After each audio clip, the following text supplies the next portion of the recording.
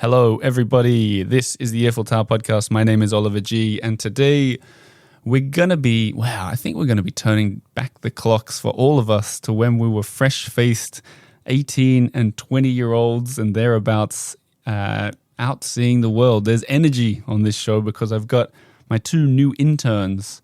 I've got Genevieve, Victoria Gorain, and Thomas Farnham sharing their kind of bucket list, the things that they want to do, the 5 things they want to do during an internship in Paris. So I think it'll be interesting for everybody. I kind of probe them on what they sort of, not in a testing way, but what they know about Paris and the things they've chosen coming here as a university-aged human being. So we're going to be getting through their bucket list, and then, of course, I'll be sending them out across Paris to tick these things off and report back. A few bits of housekeeping first. Even though Genevieve Victoria Gorain's name is that, we call her Victoria on this internship at her own request. So I'll be referring to her as Victoria. And otherwise, a few other things pop up. And if you think about scrambling around for a pen to write it down, don't worry. They'll be in the show notes and also in the Substack newsletter that I send out usually every Monday and every Friday. This episode is brought to you by myself. I'm bringing it to you from the Earful Tower. What I mean by that is there's no sponsors here. Instead, I'm going to encourage you to either book one of our famous walking tours. Check those reviews out on TripAdvisor. We do Montmartre, Latin Quarter, and the Marais. In fact, we do other things too if you just ask. And also Patreon and Substack members. You guys are keeping this thing spinning. Let's get into some music from Press Maxon and then let's meet the interns.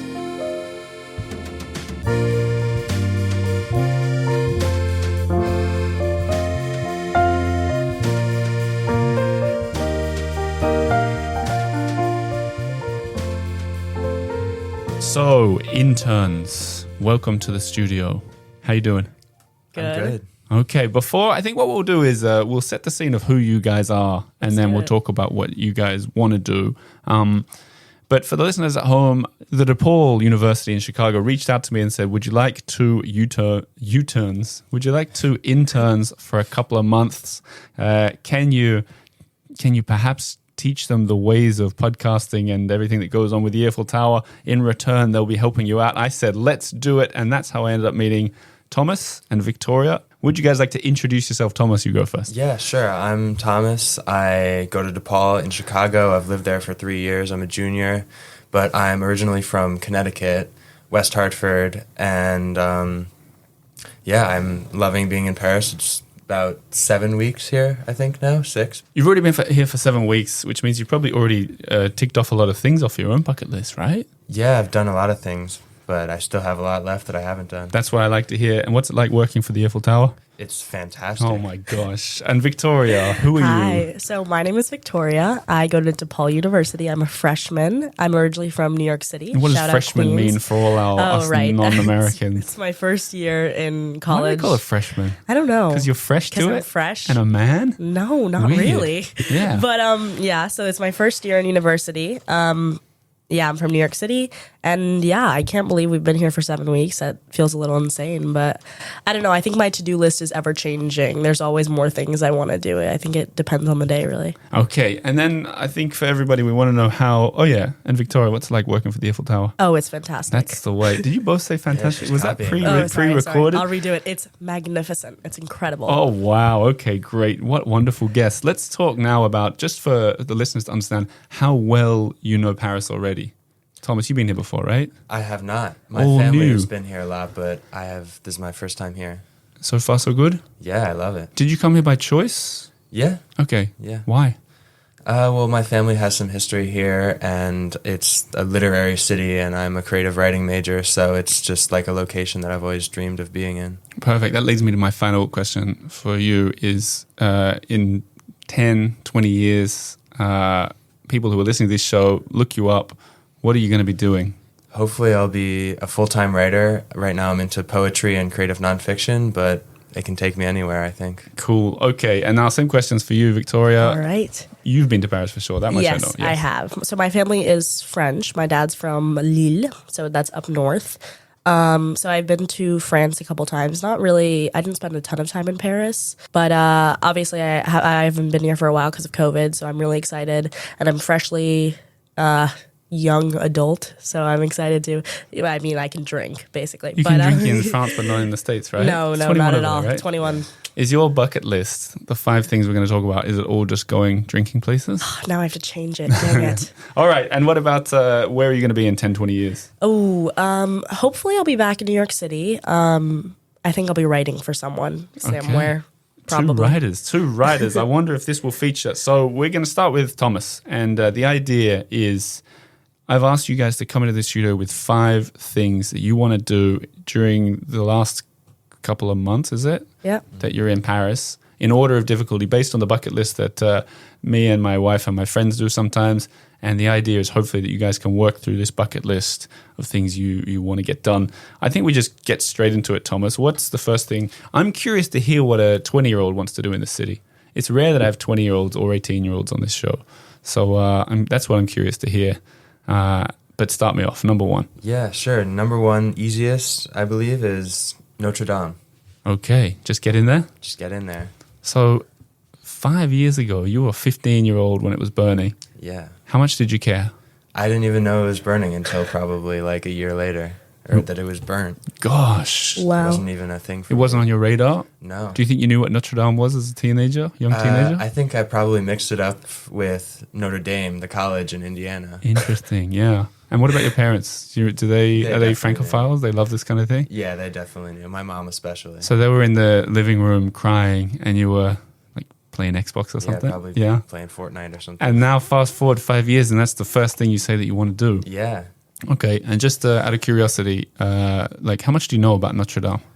I don't know a lot. I just know that it's an amazing site and it's something that you have to see while you're in Paris. Pretty fair. I think that's a good first thing to put on the list. And as something of an expert on Paris, I'm going to add for you and everybody listening with Notre Dame, don't listen to the fear-mongering about these enormous queues and needing to get tickets.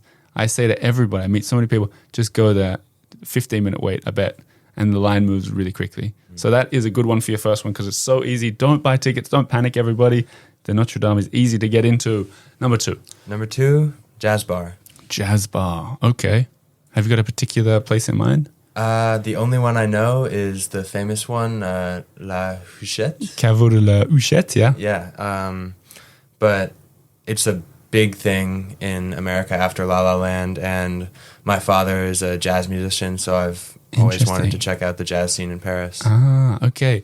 So, I mean, I'm curious for your like your vision of what that Huchette is like. Do you think it's just like in the movie? Do you have ideas? Like, I'm just there for the music Yeah. and kind of the high energy dancing. I think I'm up for anything. for the dancing as well? Yeah. It's very crowded. Would you go dance in front of other people? I think Can you so. dance? Yeah. What do you do? Ooh, not much. Lindy but hop? I can.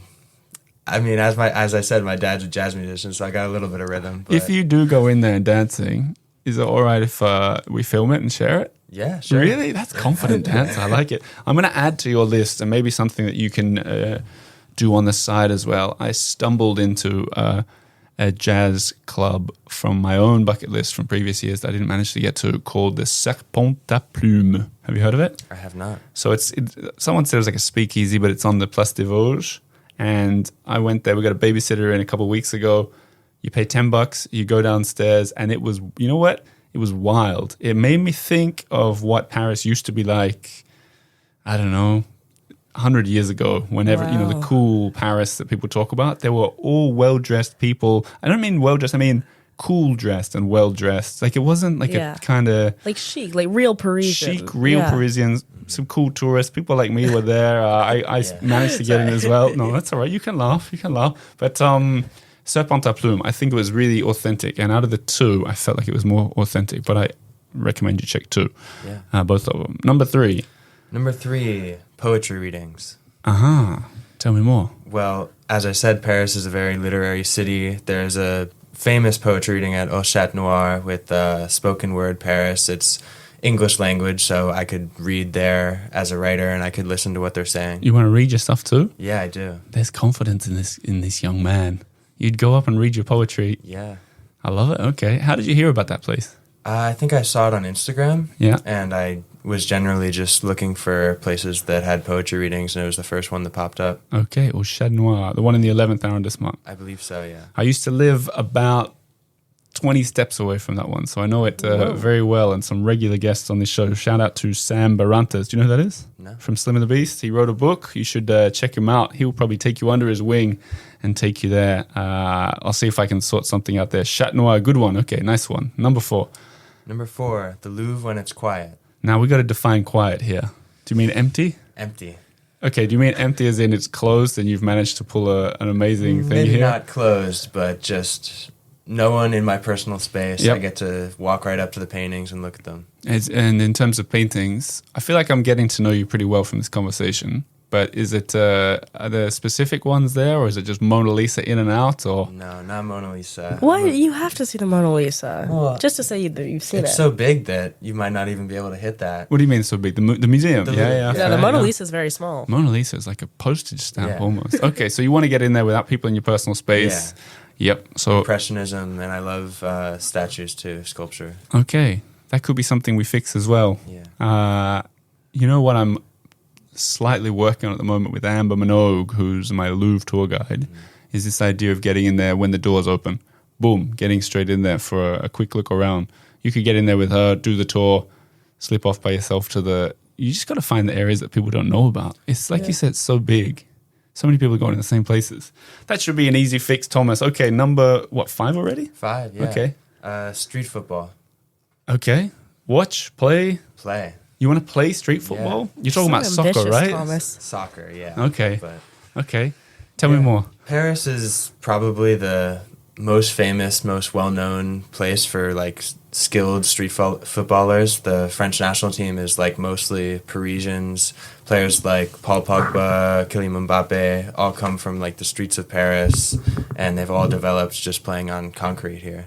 Amazing. So I've got a friend that works at PSG. I've been to a bunch of games, but I haven't seen much street ball in Paris. Do you know where you're going to go street ball as in street football? I know that they have a lot of fields in the city, and I know that the biggest street football scene is in the suburbs. Yeah, the banlieue. The banlieue. So exactly. are you thinking you'll go out to the suburbs and just rock up in your gear and be like, I got next kind of thing? I hope so. I mean, it's a little difficult to find where people are playing and the right place to play, and as an American, if they want me to play and everything, but Are you good at football? pretty good, yeah. Okay. This reminds me a bit of when I moved to Paris and started. I wrote about this in my book about playing basketball, and I never felt more like a kid going up and being like, "Can I play with you guys?" than walking in, speaking a foreign language and trying to be part of it. So good luck. That's a challenging one as well. But I do have to say, I'm not a football expert at all. But and this is a genuine question: wouldn't places like Brazil and I don't know, many places in South America hold that title of the street football capital of the universe? Well, I mean, people really consider the big three of street football to be Rio, Paris, Amsterdam. Okay. Wow, I'm Amsterdam. learning something. Okay, great. And my goal for you is for you to try and do as many, if not all of these things. How confident are you that you can? Because a lot of this relies on your confidence. I'm pretty confident I can do it. Okay. I definitely think walking up to a group of people playing on the street is a little difficult, but I've done it before. You in let America. let them feet do the talking. Yeah, exactly. Yeah. Okay, great. Okay, we'll check back in with you in a second. But now over to Victoria for your 5. Firstly, Victoria, what do you think of Thomas's list? I think it's fantastic. Yeah. I think that you are more than capable of doing all those things. I think it's a good, well-rounded list. That was very diplomatic, but I've also sensed a bit of competitive streak in both of you guys Oh, with each no. other. Do you think you'll complete your list before he completes his? Is it even going to be a race? I don't know. Should we make it a race, Thomas? We could. I think we I could. know Okay. I'll win if it is. Oh, here we Oh. go. All right, here we go. You Well, are so you brave. haven't heard our list you yet, are Thomas. so brave to say that. First on your list, Victoria, what do you got? Montmartre. Montmartre. Just like bohemian center. Like that is just, I don't know, you like grow up and you hear about like where you romanticize Paris and where all the artists lived and like all of that. And I would just like love to go sit there and pretend that I'm Pretend that you're a bohemian. pretend that I'm one of them. So But there's a yeah. thing about Montmartre is that a lot of people, and I almost almost add myself to this list. A lot of people were there when they're young, and then they go back when they're older, and they're like, "This isn't the same." And for me now, I've been in Paris for 10 years, and when I duck back into Montmartre, sometimes I'm like, "There's so many people here. It wasn't like this when I used to live here," which is ridiculous, of course. But also, like Charles Aznavour in his song La Bohème had a similar kind of vibe. A lot of people have said that sort of thing. The guy that made the Amélie movie said it changed since he made it. It'll be fun for you to go there as an 18-year-old. Yeah. And just, who cares what these oldies say? You can go there and be your creative. Feel my youth and run around. Yeah. And when you see old people complaining about it, like me, you'll be like, what are you talking about? This is great. How much do you know about it, though, Montmartre? Not as much as I would like, but I feel like it's nothing I can't learn from just like being there and soaking it all in. Well, the good news is the Earful Tower does walking tours that include Montmartre, so we can fix your number one so easily. Oh my goodness. We just toss I'm you already on, a step ahead of you, Thomas. Yeah, it's true. We don't do Notre Dame tours, so Victoria is going to get the one up on you there, I think. There but it's not going to be a big competition. But Montmartre's an easy fix. You can do it today. Why not? Number 2, though. Number 2, I would like to. I can't read my own handwriting. Sorry. Oh, number 2, I would like to go to Saint-Ouen. The flea market. Yeah. I think I'm a big trinket collector. I like collecting little things that have actually no use and putting them on my dresser. So I'd like to bring back some things from Paris and look at them and forget about them and see them again in 5 years. So for you to tick this off the bucket list, do you need to actually buy something? Yeah, I think I'm a big, I like to indulge in the retail therapy. Okay, cool. I'm curious to hear how that goes, because I know some people go to Saint-Ouen and find it intimidating, and the idea of maybe negotiating for, I mean, if it's a trinket, maybe there's a price on it. I love that. You I love it, yeah. Are you confident to do that I went in to French? Turkey with my family, and I negotiated in the Grand Bazaar when I was like 9 years old. Oh, you'll be fine then. Yeah. But yeah, what do I you got know that. as an 18-year-old in Paris? What do you know about the Saint-Ouen flea markets? Like, wow, I'm answering all these questions like I know nothing. Yeah. And everyone's listening like, yeah, you don't. no, everyone understands that you're a youngster in Paris. And Yeah, I don't know. I just like, I feel like I'm the kind of person I just go places and then I figure it out as I'm there. Yep. Not a big planner, Yeah. but You're more of a flanner than a planner. Flaneuse. Oh, flaneuse, yeah. That's we a cool just way to learned do about it. that in class. Ah, cool. Yeah, They there teach you you go. about that stuff in class, yeah? Yeah. Nice. Okay, so Saint-Ouen, that's a good one. And if I'll add to that for people who are who've been to Saint-Ouen or looking for something else, there's another cool market on the other side, and I think this counts for you too. But in the 14th arrondissement called Vanves, Vanves, which is sort of like a less popular, feels more local, sort of alternative. Oh, So maybe if- I'll check out both. Well, yeah, if you find, yeah, who knows? Why But there's a good backup option as well. All right, number 3. Number 3, Madame Arthur. Madame Arthur. I would love to go see some drag shows while I'm in Paris. I think that's just so much fun. Yeah? It's just so fun to see people like artistically express themselves. Right. I think it's just fantastic. So that's in Montmartre, you know. You go see it on the same day, you can tick Oh off my 2 God. things. Thomas, you gotta catch up. But what do you know about Madame Arthur? Because I think that was on my wife's bucket list for this year as Really? well. Yeah. I don't know. I just like in the U.S. we have this town called Provincetown in Cape Cod, and they're super. They have drag shows all the time. It's like the queer capital of like the world, I think. But What's it called? Provincetown. Provincetown, Okay. great place. Go check it out. But yeah, I don't know. I would love to have a little like taste of that in Paris and like see what they're getting up to over here. And did you have to research that, or is that something that's known? I think they're very well known. Yeah. Yeah. Maybe for people who are seeking that out, Yeah, I guess it's a little bit of a niche. perhaps. But I'm curious. That's why I think my wife added it to the bucket list to find out what What's going on? exactly what's Yeah. going on. Okay, Madame Arthur. I think that's why I added it too. Yeah. I've heard. I haven't done it yet, so I can't add anything to that. But I've heard that it's not cheap, right? Do you know the ticket prices? Ooh. You got to add in a dinner Something I gotta sometimes as check. well. But it sounds fun. Maybe I'll go when my parents are here and I can ask them. Smart. To pay. You're rubbing your hands together when you say your parents would go. It's a I remember that nefarious from plan. being 18 as Yeah. well. All right. What else you got here? We're at number 4 All now, I right. think. I would love to go see The Only American in Paris, the stand-up show by Sarah Donnelly. Sarah Donnelly, a friend of the show. Interesting. Yeah. I think I've seen reels about her show. Or no, I know that I have because my mom loves sending them to me. Just about like comedy in Paris. And like her show really stuck out to me because, well, she's not the only American in Paris. I'm here as well, Yep. and I would love to see what she's collected. But yeah, I'd really love to go see. I think I can relate to that. There's one huge problem with this. Oh, what? Have you checked that she's playing? Oh, dang. I don't know. This is Maybe what I she mean. is. I'm not the planner. No. I just have all these great ideas. I think that she is. But imagine you could have just nixed yourself there, made your whole list impossible if she's not playing in Oh the my next couple of gosh. weeks. That gives me an automatic win. Oh, well, no. yeah. Well- Well, not really, because I know Sarah, so maybe we can organize something. Maybe I can get a private Yeah, screening. well, I don't know. Maybe she's listening right now. Who Hi, knows? Sarah. Get in touch, Love Sarah. your if you work. are. There you go. It's a good way to make it happen. Yeah. Okay, so stand-up comedy in Paris, but from an American perspective. Yeah. A little bit different. Why not? My dad's a big fan of French stand-up, Mm-hmm. and maybe when I'm a little bit more advanced in my language, I can do that. But for now, I think Imagine going to a French stand-up show and it'd then be they do crowd hilarious. work with you, and, Oh. and you're like, you're trying, but wouldn't that be... I think I'd get up and leave. Yeah, that's like a nightmare for a lot of people. Right? Okay, that's a good one. Sarah, shout out to Sarah. shout and out. number 5. Number 5, champagne. Okay, you want I to would leave love- Paris? Yeah, why not? Just while I'm here, I might as well. I'd love to go see. I'd love to go drink as well. Now this, and My I parents don't. are going to listen to this and they're going to think I'm up to some crazy stuff over here. I'm not, sorry. I want to ask this, and this is definitely not at all picking on you. This is more trying to understand the sort of reputation of champagne abroad for someone who's 18 years old. You say you want to go to Champagne. How much do you actually know about? And you said you're not a researcher, so I'm curious what its reputation Yeah, is. so actually my mom's recommended champagne to me. She's just like, go sit in like the gardens or just like go have like a drink or do like a tasting or something Yeah. like that. So she's My- done it before? Yeah, either she has or she dreams of it. My mom loves everything French. So Right. yeah, she's super into figuring out things. She likes to live vicariously Through you? through me. Okay. And your dad's French, right? Yeah, my dad's French. Did he talk about going to Champagne? No.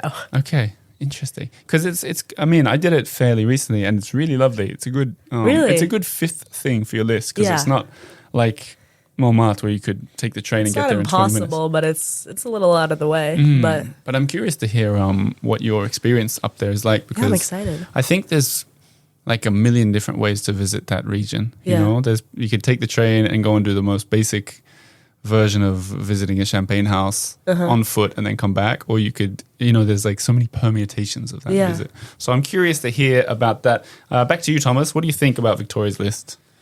I think it's Give me some doable. compliments, Thomas. I think that I'm going to finish mine better. I think it's a great list. Finish It's very better. What does that mean? Finish it better. Quicker? Yeah. quicker, better. I gave you so many nice compliments Yeah, on that's your true. list. I think that- Once I mentioned competitive nature of you Yeah, guys, Thomas the claws came out. forgot that we were friends. But I think my question was there anything that sort of finished close 6th for you guys? French Open. Yep. French Open. Okay, so you said Roland French Open. Garros. Say it again. Roland Garros. Uh-huh, tennis Thomas fans? and I watched Challengers on the plane over here, so I think that's just had my brain set That to the like movie with Zendaya. Yeah.